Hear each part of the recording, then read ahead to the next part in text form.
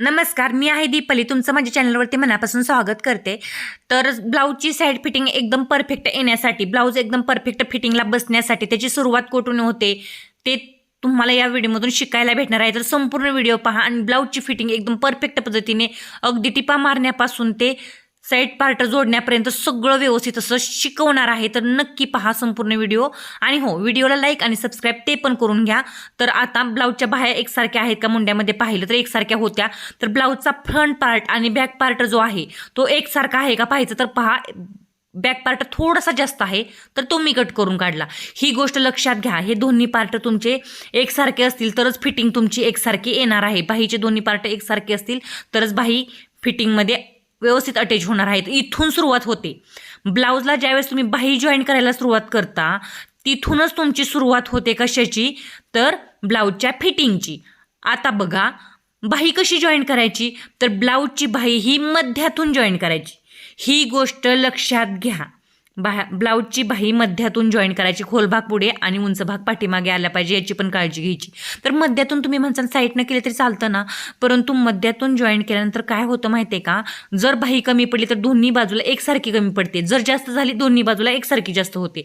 आणि कोणताही ब्लाऊजचा back part किंवा फ्रंट पार्ट कमी किंवा जास्त होत नाही. ही गोष्ट आता तुमच्या लक्षात आली असेल. तर मध्यातून मी पाठीमागच्या बाजूला आणि मध्यातून पुढच्या बाजूला अशा प्रकारे ही बाही जी आहे ती जॉईन करत आहे फिरवून फिरवून. आता मी मध्यामध्ये रिटर्न आले. आता पुढच्या बाजूला मी चाललेली आहे बाही जॉईन करत करत. तर पुढच्या बाजूला अशा प्रकारे बाही जॉईन करत करत जायचं बघा. तर मी गेले पुढच्या बाजूला. आता पुन्हा रिटर्न जायचं मध्यामध्ये. ही गोष्ट लक्षात घ्या. पुन्हा काय करायचं, रिटर्न जायचं मध्यामध्ये बाही जॉईन करत करत. तर चाललेली आहे मी मध्यामध्ये, गेले पहा मध्यामध्ये. आता साईडला टेप म्हणजे टीप आहे ती साईडला काढून घ्यायची. आता बघा काय करायचं. तर आता बाही अशी जोडायची आणि साईड पार्ट असे जोडायचे आणि सगळ्या टीप म्हणजे हे दोन्ही पार्ट एकसारखे आलेत का पाहायचं. म्हणजे दंडामध्ये आणि कमरेमध्ये आणि मुंड्यामध्ये. आता काय करायचं, प्रथम पहिली टीप ही सरळ बाजूने मारायची. ही गोष्ट लक्षात घ्या. पहिली टीप ही सरळ बाजूने मारायची. का ते पण सांगते तुम्हाला. म्हणजे साईड पार्टचे धागे वगैरे असतात ना ते कट होऊन निघतात. ज्यावेळेस आपण हे उलट करून याला टीप मारायला जातो ना त्यावेळेस आतल्या बाजूला कुठेही ब्लाऊजचे धागे असे लोंबत नाहीत पहा. म्हणजे एकदम असं पॅक आणि परफेक्ट असं आतल्या साईडनं ब्लाऊज होऊन जातो. म्हणून ही गोष्ट लक्षात घ्या. पहिली टीप ही सरळ बाजूने मारा. दंडाच्या समोर दंड आला आहे का, मुंड्याच्या समोर मुंडा आला आहे का, कमरेच्या समोर कमर आलेली आहे का, पुढच्या भागाची पाठीमागच्या भागाची, ही गोष्ट चेक करा. म्हणजे तुमचा ब्लाऊज हा फिटिंगला परफेक्ट येणार आहे. आता बघा, एक्स्ट्रा थोडंसं होतं माझं बाही कमी पडलेली, त्यामुळे ते मी कट करून काढलेलं आहे. आता बघा काय करायचं, उलट करून घ्यायचा. तर आतल्या साईडला फिनिशिंग बघा कसं आलेलं आहे. कुठेही धागे वगैरे बाहेर दिसत नाहीत. धागे वगैरे कुठेही बाहेर दिसत नाहीत.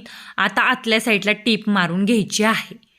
तर आतल्या साईडला एक टीप मारायची म्हणजे आपलं फिटिंग जे आहे ते एकदम परफेक्ट पद्धतीने येणार आहे पहा असं केल्याने. तर तुम्हाला सांगते, फिटिंगची प्रोसेस बाही जोडल्यापासून सुरू होते. ती अगदी कमर फिटिंग आणि दंड मोजून टिपा 4 ते 5 आपण घालतो ना तिथपर्यंत असते. तिथपर्यंत तुम्ही हा व्हिडिओ पहा म्हणजे तुम्हाला काय होणार आहे, एकदम परफेक्ट आणि पद्धतीने समजणार आहे. तर ही बाही जोडायला आपण कुठून सुरुवात केली होती, त्यासाठी कोणत्या टिप्स पाहिल्या इथपर्यंत, किंवा ही बाही कशी जोडली तशीच दुसऱ्या पण बाजूची जोडायची आहे. दुसऱ्या पण बाजूला त्याच टिप्स फॉलो करायच्या आहेत. दंडासमोर दंड, मुंड्यासमोर मुंडा, कमरेसमोर कमर आली पाहिजे त्यासाठी. तर दुसऱ्या बाजूचं पण मी रेडी करून घेतलेलं आहे. तुम्ही आता हे पहिलं पाहिलेलं आहे यानुसार दुसऱ्या बाजूचं रेडी करून घ्या. तर आता बघा, दंडाच्या समोर परफेक्ट पद्धतीने माझा दंड आलेला आहे. मुंड्याच्या समोर परफेक्ट बॅक पार्ट आणि फ्रंट पार्टचा मुंडा आलेला आहे आणि कमरेच्या समोर बॅक पार्ट आणि फ्रंट पार्टचा कमर आलेला आहे. म्हणजे ब्लाऊज फिटिंगला एकदम परफेक्ट आलेला आहे. आता इथून पुढं त्याची फिटिंग कशी करायची असते ते शिका. दाखवते मी तुम्हाला फिटिंग कशी करायची ते. आता बघा, आता काय करायचं आहे, या ब्लाऊजला फिटिंग करायची आहे. तर जो आपला मापाचा ब्लाऊज असतो ना तो अगोदर घ्यायचा. मापाचा ब्लाऊज नसेल, जर तुम्ही अंगावरून माप घेतलेलं असेल तर अंगावरून मापाचा ब्लाऊज घेण्यासाठी काय करायचं, म्हणजे अंगावरून जे माप घेतलेलं आहे ना ते मोजून घ्यायचं. आता तुम्हाला मी दाखवते कसं मोजायचं ते. आता बघा, कमरेच्या बाजूला मापाचा ब्लाऊज जोडत जायचं, किंवा तुम्ही टेपने जर घेतलेलं असलं फिटिंगचं माप तर टेपने मोजत जायचं. मी टेपने घेतलेलं आहे म्हणून पहा, म्हणजे अंगावरती ब्लाऊजचं माप घेतलं होतं त्यामुळे मी कमरेच्या बाजूला पहा अशा प्रकारे काय करत आहे, मोजत आहे. आता मला पहा इकडच्या बाजूने तिकडच्या बाजूला मोजत जायचं आहे आणि कमर फिटिंग किती आहे ते तुम्हाला दाखवते पुढं या ब्लाऊजची. तर पहा या ब्लाऊजची कमर फिटिंग 29.5 म्हणजे 29च्या पुढं हाफ अर्धा 29.5 इंचावरती मला याची कमर घेर ठेवायचा आहे. तर इथून पुढचं जे फॅब्रिक शिल्लक राहिलेलं आहे ते एकदा फोल्ड करायचं.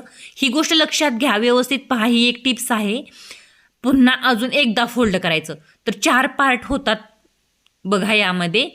तर 4 पार्ट झालेले आहेत ते मोजून घ्यायचे किती आहेत ते. आता बघा हे 1.25 इंच आहेत.